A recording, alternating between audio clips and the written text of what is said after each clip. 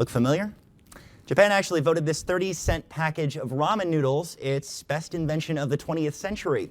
It is what most Americans are used to, so we went inside the kitchen at Gaijin in Traverse City to track down the real thing. The country is a melting pot of all kinds of cultures, right? So there is no real one thing that's American comfort food. This is the national dish of Japan. This is the comfort food of Japan. So it really made a lot of sense to us. Simon Joseph isn't the first person nor the last to see food. Comfort food in particular is a kind of universal language. The owner of a number of other experimental eateries around town, now using the city's first noodle shop, Gaijin, as a way to bridge the divide between very different places. There's a mushroom, a chicken, and then a tonkatsu. When a lot of people think of ramen, they think, oh, my college dorm room, you know, I had like 60 packages tucked away above my bed. So, I mean, how do you explain to those people who are used to something like that, you know, that this is totally different? If all that you know about ramen is the weird little chicken flavor packet and the instant noodles, this is a pretty big departure.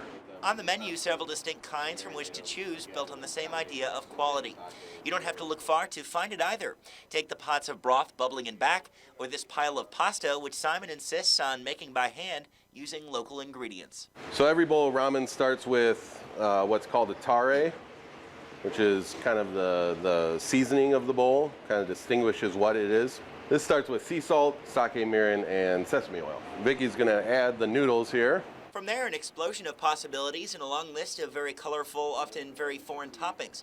On the popular shio, fried chicken, soy egg, and green onion. We're really particular about, obviously, the ingredients that go in, but also the method. You know, we want them to be delicate, but certainly have a lot of flavor. We finish every bowl with a little bit of chili threads. These are really cool. They're actually the skin of Japanese chilies that are then shredded and dried in the sun.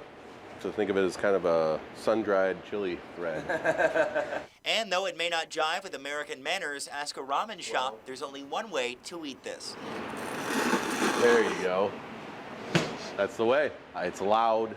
It's a little bit messy, but it's also a compliment.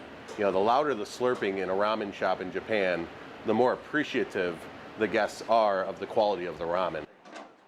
But again, it all comes down, and at the end of the day, if ramen's not your thing, that's okay too. Opt instead for something like the bao bun, battleship curry, or the crispy chicken gyoza.